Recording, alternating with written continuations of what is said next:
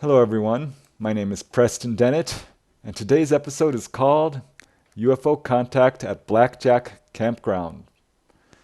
This is a really incredible encounter which occurred in July of 1982 on Catalina Island. Located off the Southern California coast, Catalina is today known as a very active area for UFOs and USOs, unidentified submersible objects. I've documented more than 150 cases in this area. I've investigated many of them personally. Many of these cases have taken place on Catalina Island itself, including the encounter I'd like to talk about today. Before I get into the 1982 encounter, I'd like to discuss another encounter which occurred 16 years earlier in 1966. It was during the day, and a Navy helicopter was flying by Catalina Island when the crew saw a metallic object hovering over Blackjack Peak. One of them, a Navy photographer by the name of Leland Hansen, quickly grabbed his movie camera and managed to capture almost a minute of footage as this object moved over Blackjack Peak, over Catalina Island, and off into the distance.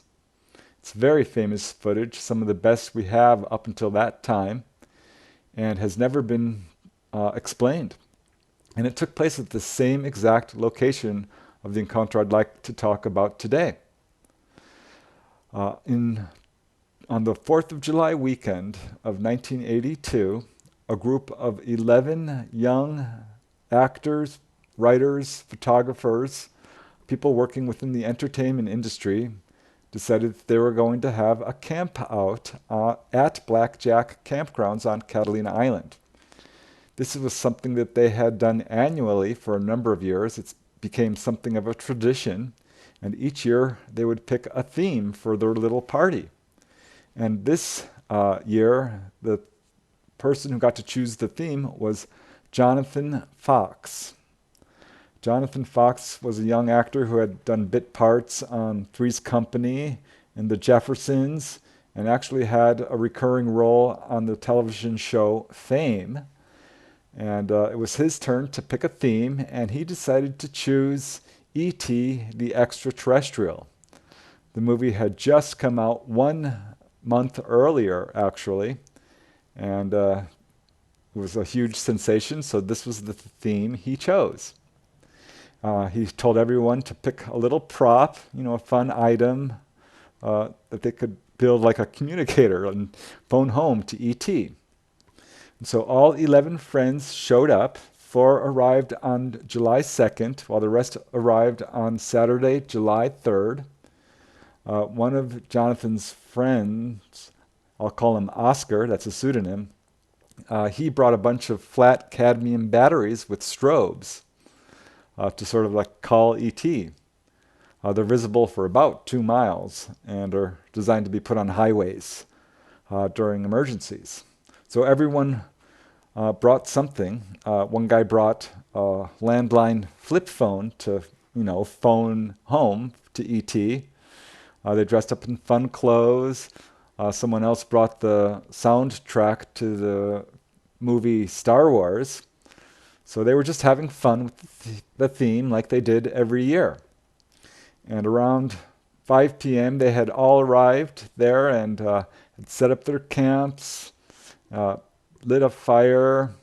They got some drinks together and some appetizers and just sort of spread out and explored the campsite. The campsite itself is at a lower level, and if you go upwards this little hill, there's a large flat area to explore, which is located just a few hundred feet above the campsite itself. And this is where everyone had wandered to, and they were both on sort of opposite sides. This is a fairly large area. Blackjack Campground is located on Mount Orizaba, which is the highest location on Catalina Island. It rises 2,097 feet above sea level. The campsite itself, Blackjack Campsite, is located at about 1,600 feet elevation, but still gives a great view of both the ocean side and the land side of the water.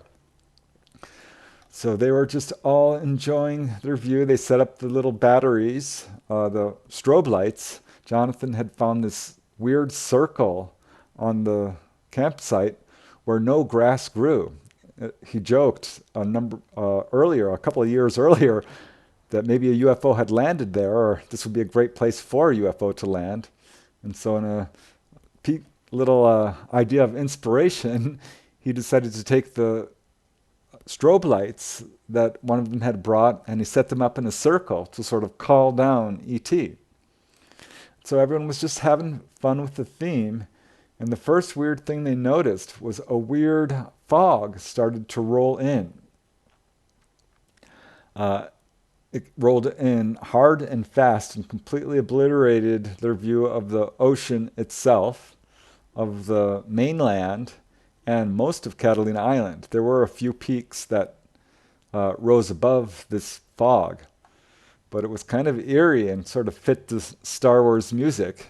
And they were talking about it and just still wandering around and having fun when one of them, Lisa, again, that's not her real name, she started shouting out. She says, "Look, they're here. Here they come. They're coming, look." And at this point, the group was scattered across this top plateau, and Jonathan himself was looking towards the ocean side and was looking at everyone else as they turned and looked towards Lisa, who was on the landward side. So Jonathan's looking out towards the ocean when suddenly there's this huge flash of pinkish light that lights up the whole fog that's below them. And that kind of freaked him out. And he whirls around to see what everyone else is looking at. And Lisa's still shouting, "Here they come, they're coming." And he runs with everyone else to the landward side of the island, where they see these lights. And someone's like, "Look, they're all, look, what is it? What is it?" And they couldn't figure out what it was. So here's this group of 11 people all clustered together staring at 3 star-like lights as they come moving slowly in from the south towards the island over the sort of Santa Catalina, San Pedro channel. And at this point, they look like very bright stars, but clearly are not stars because they're moving. And they didn't look like planes, so everyone's trying to figure out what these things are. And this is when they start offering up a bunch of different theories. Could it possibly be a boat poking out through the fog? Well, they discarded that pretty immediately because the fog was very thick and well above the ocean itself. They thought, maybe a reflection from headlights off the island. They were trying to find various theories to explain this, because it was obviously wasn't a plane or a helicopter. And it became particularly obvious when these objects moved even closer and became much brighter. And at this point, it was around 9 p.m. It had just gotten dark, so these objects are becoming now very visible. And it's becoming apparent to Jonathan that these might be actual UFOs. And he tells his friends, "I can't believe this is really happening." None of them could believe it. Some of them were starting to get a little nervous.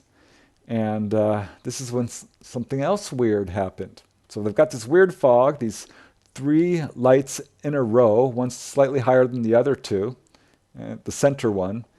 And it appears to be slightly brighter than the other 2. And it looks like there might even be something behind it, like a saucer shape. They can't quite tell, but it's very bright. And at this point, something else weird happens. The temperature around them plummets, not just a little bit, but a lot. And all of them, in fact, started shivering, and their teeth were shattering. And it was very obvious to everyone that the temperature had dropped. As Jonathan says, "My legs started to shake. At the same time, 5 or 6 people standing near me started to shake and shiver, and our teeth started chattering audibly. I fell down 2 or 3 times, but continued to stand up again each time." Another witness, I'll call her Maddie, uh, she had joined this weekend camp out with her husband, who was also there. And as she's looking at this light, she could see what looked like a saucer shape behind it. She couldn't be sure, but it was this big white gold light, and there was clearly a solid object behind it, she thought. And the two smaller ones, she said, looked sort of reddish pink and were flanking either side of this main object. And at this point, she felt no fear. And she says it wasn't scary. No, actually, it was a very loving feeling. I think the scary part was we didn't know what it was. And, you know, being the people that we are, we live in a fear-based society. Something might look wonderful and pretty, but you don't know what's behind that door. And that's kind of like the philosophy that happened with me that night. But she was sure at this point that she was looking at an actual UFO. And she says, absolutely, there was absolutely no doubt in my mind. We don't know what it is, but I definitely felt there were people out there that showed up. Really, we set this up. We did. She also noticed the severe drop in temperature. As she says, I remember my body completely trembling. It was freezing and every organ in my body was shaking. Her husband also reported, quote, severe cold and shaking.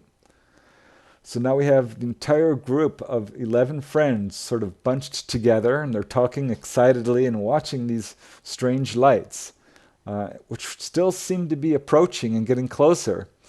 And when the group would get nervous, they would back off a little bit, and then they would start talking again excitedly, and the lights would come closer.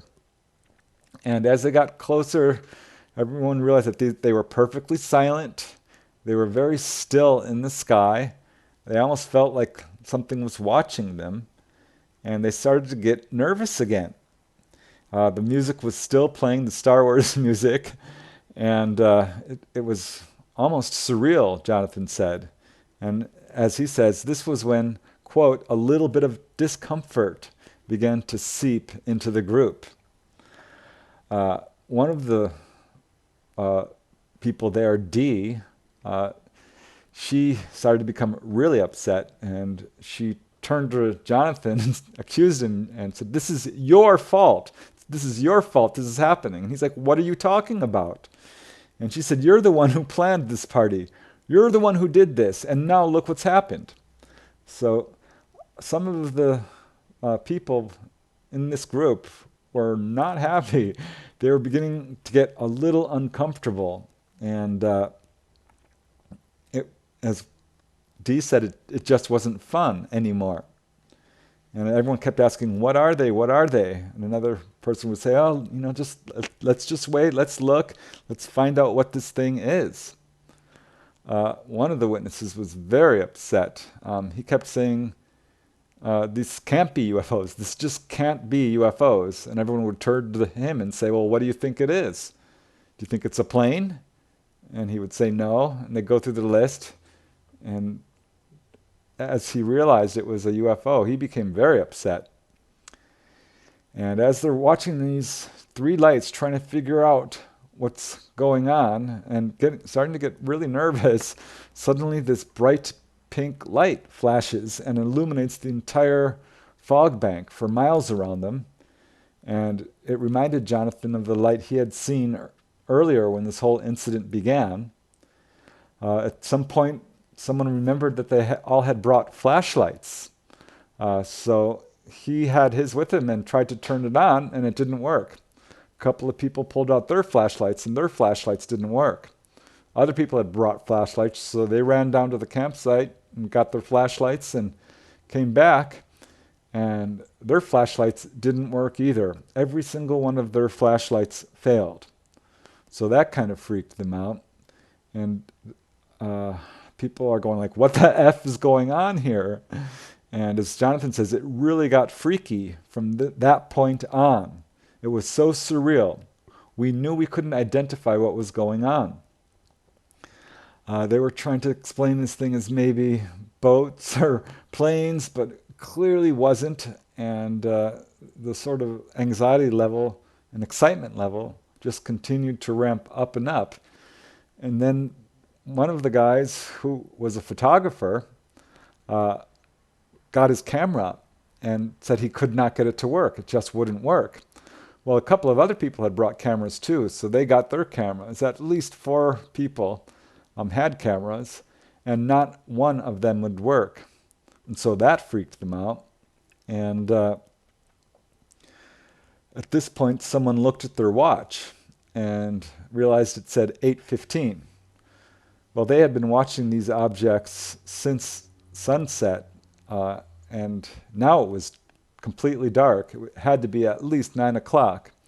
So he knew his watch had stopped, and everyone else looked at their watches who had them, and every single one of their watches all had stopped at 8:15 p.m. exactly.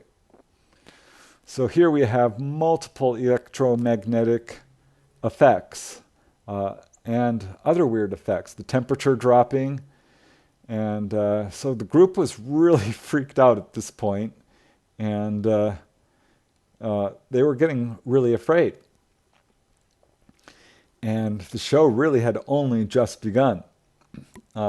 Suddenly, a bright beam of red light blazed out from the center object and struck one of the objects on the side. It was only visible for an instant, and they all shouted out, "Did you see that?" And an instant later, the smaller object to the side flashed back to the larger one. And everyone gasped in amazement. And this is when it really began. The 3 objects began to flash beams of light back and forth in what everyone thought was an obvious display. Everyone was just agog and flabbergasted with amazement. They couldn't believe what they were looking at. And they were shouting out, "What's going on?" And Jonathan's like, "This is like being in close encounters of the third kind. This is the real thing, guys. Something is going on here." As Jonathan says, "We became mesmerized. We don't know how long that all went on, but we were sitting on the ground, shivering, freaking out, watching these lights dance back and forth between these 3 objects, whatever they were, these 3 points of light." Maddie, she remembers this part vividly. As she says, "We had this little light show happen when this one light dropped out 2 other light things, and they actually started blinking back and forth with each other. It was like, oh my God, what is this?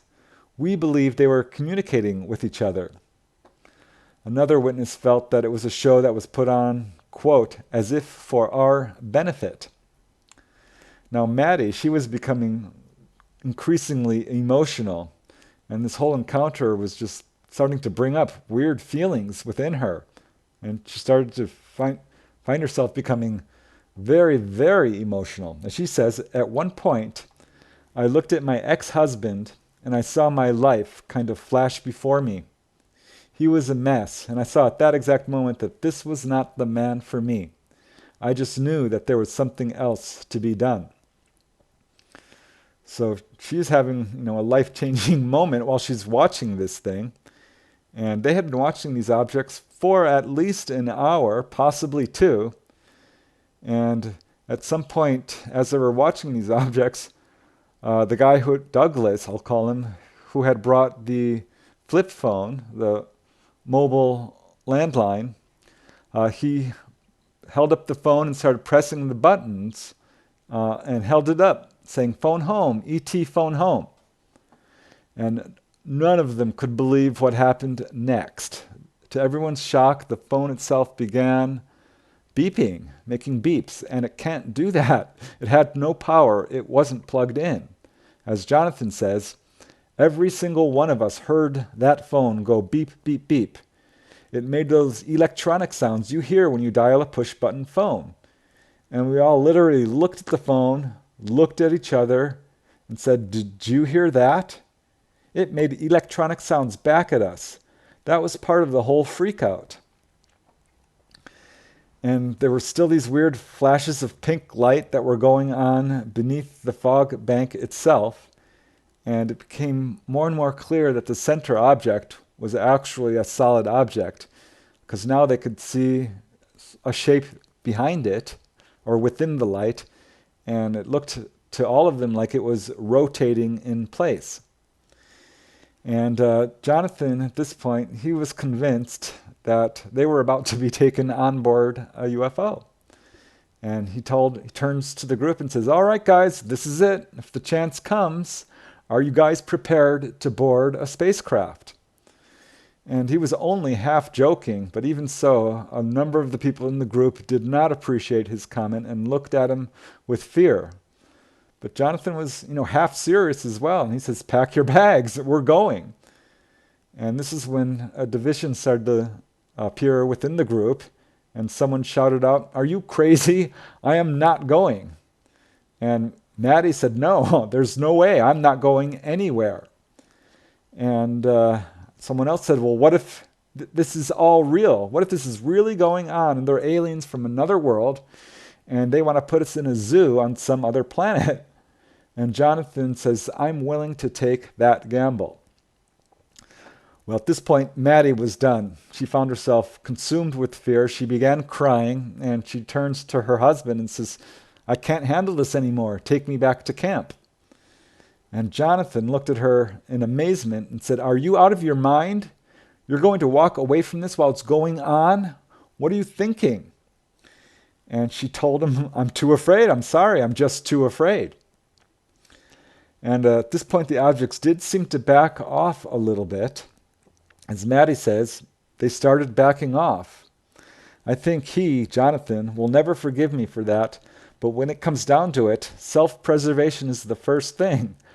I think I was so emotionally shaken by it all, after a while I couldn't handle it. And now, looking back at it, I don't know why I walked down the hill. I said I was too cold, and I had to go by the fire. And I and my ex-husband, and I think the photographer, we actually walked down the hill and sat by the fire trying to warm up. In retrospect, I just couldn't believe that I actually walked away from it, but it was definitely a lot to handle. So as they were walking down to the campsite, Maddie's husband says he looked up and was shocked to see that the stars overhead were disappearing, as if some very large object were moving overhead. And he became freaked out at this point, and he didn't want to tell Maddie because she was already crying. And at this point, he started to feel some real fear, and he said that the UFO seemed to emit, quote, a dominating presence that I did not particularly enjoy.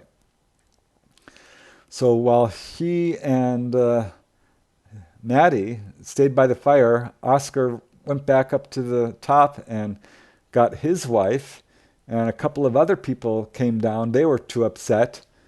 And at this point, it was probably near midnight.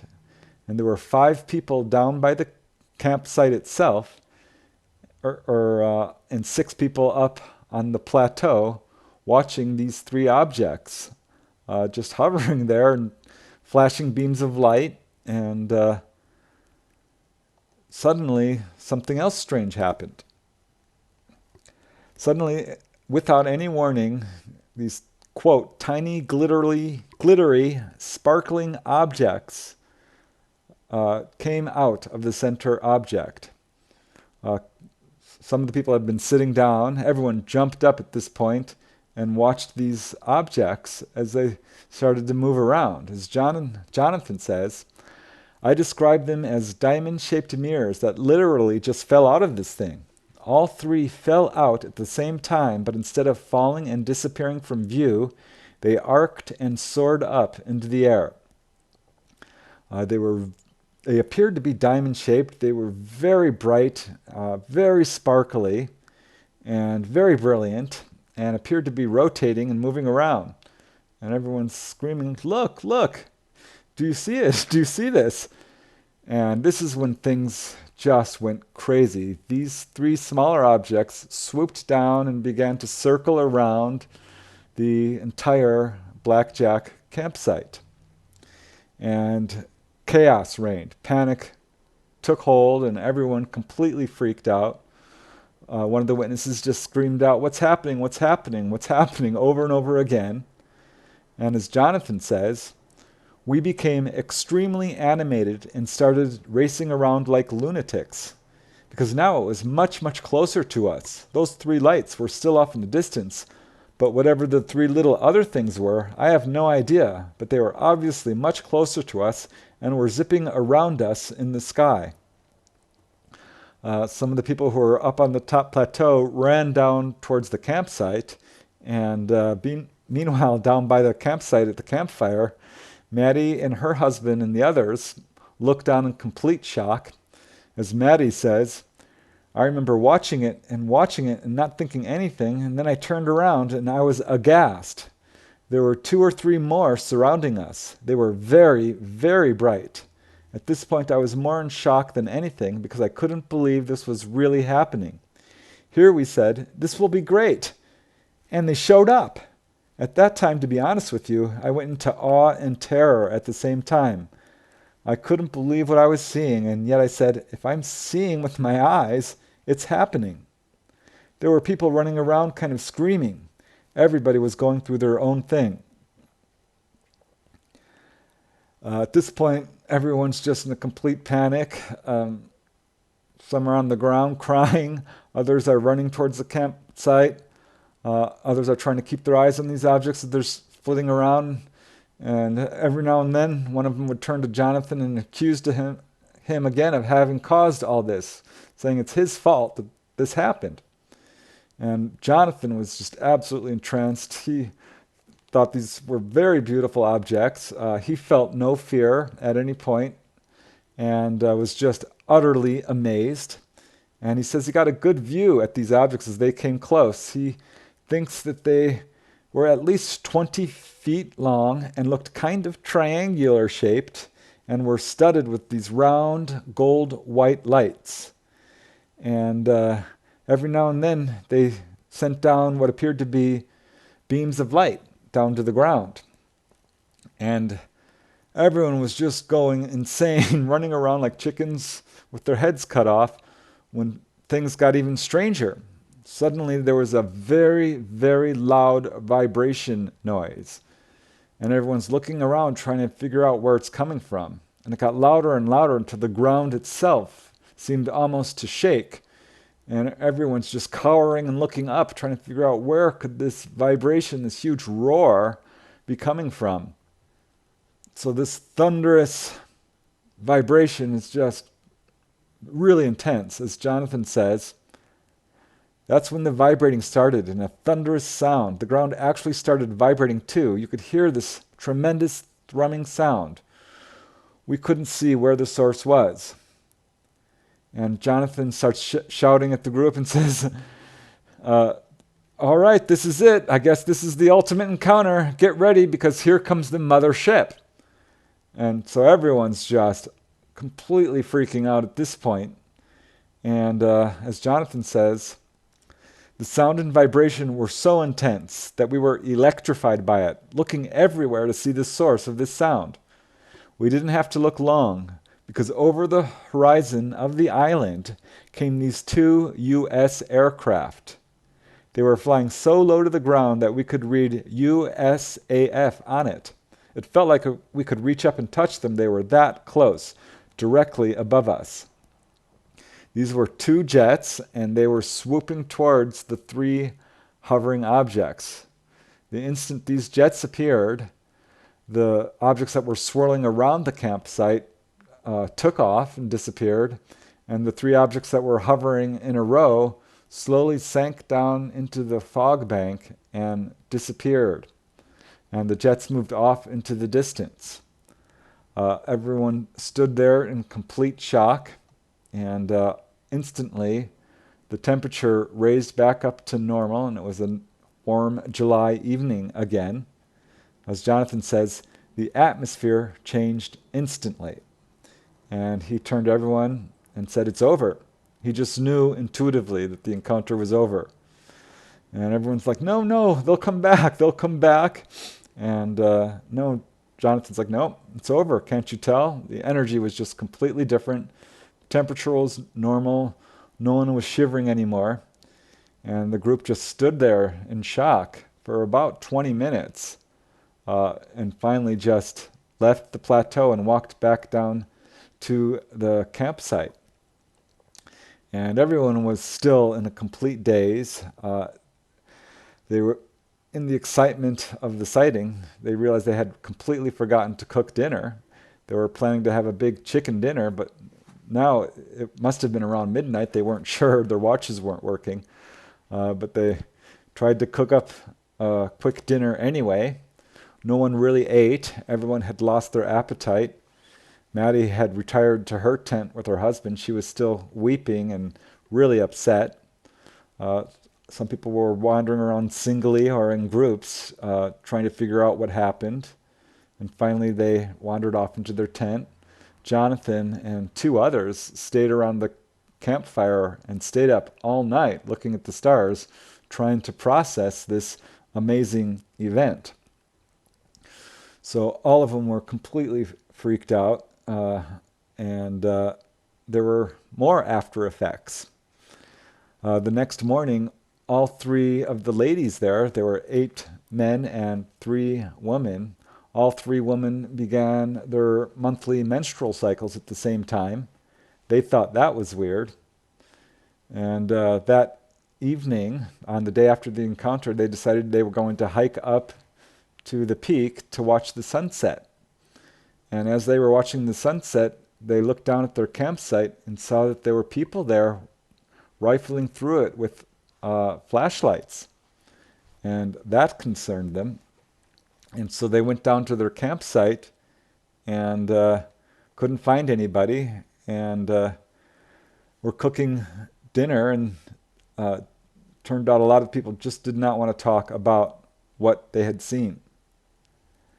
And they refused to talk about it. They just wouldn't discuss it. Jonathan couldn't understand that. He thought it was an incredible encounter. But some people were just too upset and wanted to put it behind them. It was now 2 days. The next day, Jonathan's like, well, we're leaving soon. I want to go up and see the location of our sighting. And besides, I think we left some stuff up there. And so they go up there and were shocked to see that there were some people up there, and what looked like an elderly couple with white hair who were taking pictures of their belongings. They thought that was kind of weird because they had not seen anyone else and didn't know how they got there without getting by them. And they wondered if perhaps they were something more than just innocent tourists. But the couple moved off, and Jonathan and the others talked a little bit about the sighting, gathered their stuff, and returned to the campsite. And back at the campsite, Jonathan gathered them all together and said they had to talk about it, and everyone agreed that they would keep this secret, that they would not discuss it publicly with anybody, and would never tell anyone what happened. This was to be their secret. Several of them were working actors within the entertainment industry who were doing quite well, and they didn't want to threaten their reputation as an actor. And so they all kind of decided en masse that this was going to be a secret. And they started to notice other after effects in the days and weeks that followed. As Jonathan says, we all felt in some way that we had been changed by the experience. I don't think that anyone had any idea to what extent until time continued to pass. It was Jonathan and his friend shared an apartment, and when they got home, Jonathan was packing his belongings and suddenly just broke into this fit of crying. And he turned over to look at his friend and saw that his friend had collapsed and was also just weeping. And so that was strange. And there were other weird after effects. As Jonathan says, since then, while trying to... there were other weird after effects. 4 days following the encounter, Jonathan wrote a little note about what was happening to him. As he wrote down actually, since the encounter, while trying to not let my imagination run wild. I have experienced nausea, sensitivity to light, headaches, stomach cramps, and intense waves of emotion. Crying jags, usually only a minute or so, 4 or 5 times a day, and a confusion with time. So people within the group started calling each other and noticing these same weird after effects. It was as if everyone was traumatized by what happened. Some said that they couldn't stop crying whenever they thought about the sighting. And Maddie noticed some very pronounced effects. She says, and I quote, "I felt like I was walking 4 or 5 feet above the ground. It was a weird feeling. It was like my feet weren't touching the ground. I was fearful that they would come, land on the roof of my house, or show up at the end of my bed. I was very afraid of the government." And so they all started comparing notes and realized that they were having some really strange after effects from them. Finally, one guy made a comment which sort of freaked everyone out. He said that his bowel movements following the encounter had come out bright green. And everyone else had noticed the same thing but didn't want to say anything. So that was weird. And after they noticed all these weird after effects, Jonathan called a meeting. He said, "We all need to get together and talk about this and talk about what happened." So they all came over to Jonathan's house and they had a meeting and they discussed the incident in detail. And most of the group were pretty upset. They wanted to put the whole encounter behind them.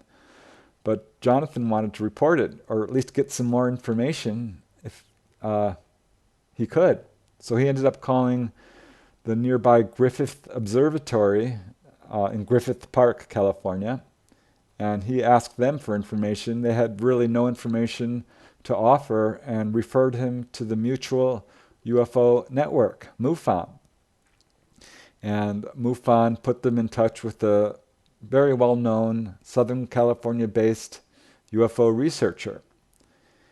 And Jonathan shared his account with this researcher, and but made her swear to keep it quiet and not let anyone know and not publicize this because of the agreement all the other witnesses had made. The researcher agreed, but it was a couple of weeks later, Jonathan was looking through the TV guide and saw that there was an advertisement for dancing lights over Catalina Island, UFOs. He called the researcher and she confirmed that it was about his encounter, which really upset him because she had broken his trust. And they ended up pulling the show. It was not aired. And the encounter remained a secret, though Jonathan and a few of the others did report this to MUFON. Some of the others did not. They refused to talk about it. So everyone's lives ended up being dramatically altered by this event. As Jonathan says, it changed each and every one of us in profound ways. Jonathan himself became obsessed with UFOs. He started buying all kinds of UFO memorabilia and gifts and mementos. He started making UFO lamps, which he constructed and gave to various members of the group. And he personalized his license plate to a UFO theme. His email now expresses a UFO theme. And he would watch conferences and watch any TV shows he could get on UFOs. He started to get really obsessed with it and realized this and started to step back because it was beginning to take over his life. And he managed to keep it all on the level. But at one point did decide he was going to seek out hypnotic regression. And he met with a hypnotist and went under a trance and recalled everything in detail. It was amazing. He said how much detail he was able to recall entire conversations from that night. But at one point during the regression, he saw the campsite from above, as if he was looking down on it, and that kind of freaked him out. And what had been a joyous experience for him. Well, he started to feel a little bit of fear associated with it, and he didn't want that. So he ended the sessions and still thinks of this as probably just a sighting. None of them have any direct evidence of missing time, but do admit that the possibility does exist that this was a more extensive encounter than just a sighting. Definitely, they do all agree that it affected them very deeply and in different ways. Maddie, it caused a huge change in her life. She quit her job in the entertainment field, and she left her husband, and she decided to pursue alternative healing and astrology. And she became very good at it. As she says, it did blow open my psychic and spiritual doors. It changed my life. It set me on a whole different path. There were other effects she noticed. She used to suffer from eczema prior to the encounter. Following the encounter, her eczema cleared up completely. I talked to Maddie and actually had a healing session with her. And it was amazing. As I was laying down on the table and she's doing her energy work, I could see pastel lights coming from her hands. And at first I thought it was my eyes. I really did. But no, I could see these sort of pink and green pastel lights flowing from her hands and sort of in the periphery of my vision. And when I looked directly at it, it would disappear. But I could definitely see it. And I could feel the energy as she sort of pulsed it into the soles of my feet. So yeah, she's a very effective energy healer. And I think that probably comes from this encounter. And other people were affected very deeply. Maddie's ex-husband, he also kind of freaked out after this encounter. He found it very frightening and didn't want to discuss it. But afterwards did become sort of obsessed with UFOs like some of the other witnesses. He would go around putting graffiti on buildings, little images of UFOs. He started growing his hair long. He attended UFO conferences. He became more and more obsessed with the event and eventually wrote a 600-page sort of manifesto. And just was never quite the same again. Oscar, the guy who had been so skeptical that this was a UFO, he ended up dying at a pretty young age. He became a loner and ended up dying of a heart attack. So that was kind of tragic. Another tragic event, 2 years following the encounter, one of the witnesses developed lymphatic cancer. And he died within 2 years of this encounter.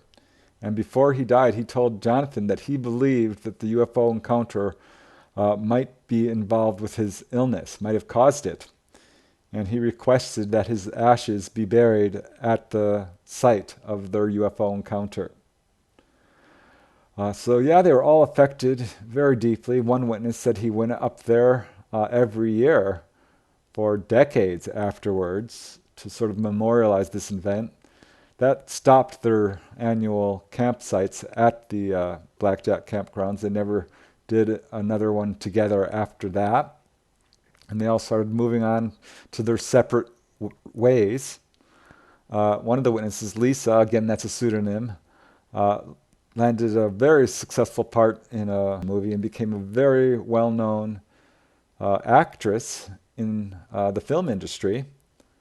Another one of the witnesses, Dee, she became a very famous sitcom actress. And so they have never talked about this encounter. And many of the witnesses have never talked about it. Jonathan has always been very forthcoming.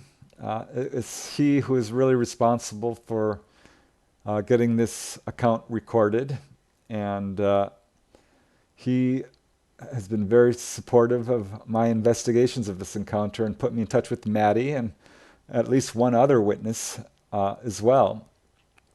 So he deserves credit definitely for getting this information out there.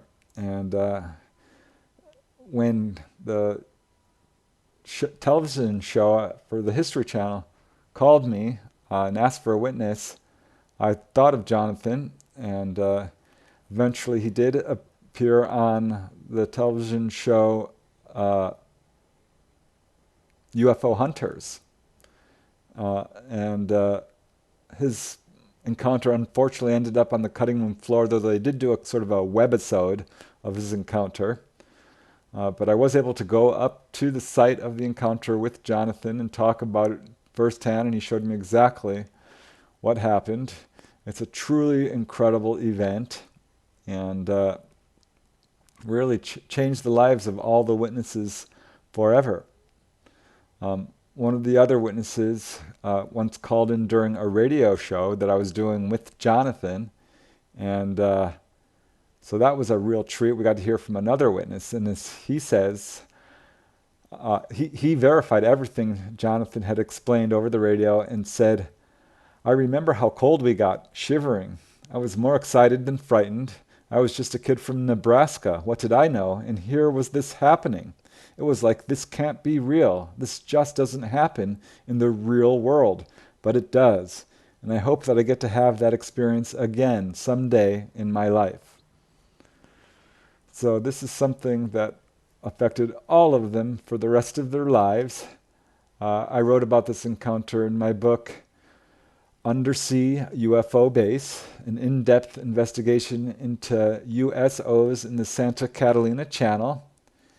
And I presented this encounter in depth, and along with the testimony of the other witnesses that I was able to contact. It's a really incredible encounter involving physiological effects, electromagnetic effects, and can show just how profound an effect an encounter can have on a person emotionally. It affects them for the rest of their lives. And it's a very important encounter. It's one of many that have occurred in this area, and that's really why I wanted to put together this video for you today.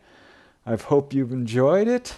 Thanks once again for listening, and keep having fun.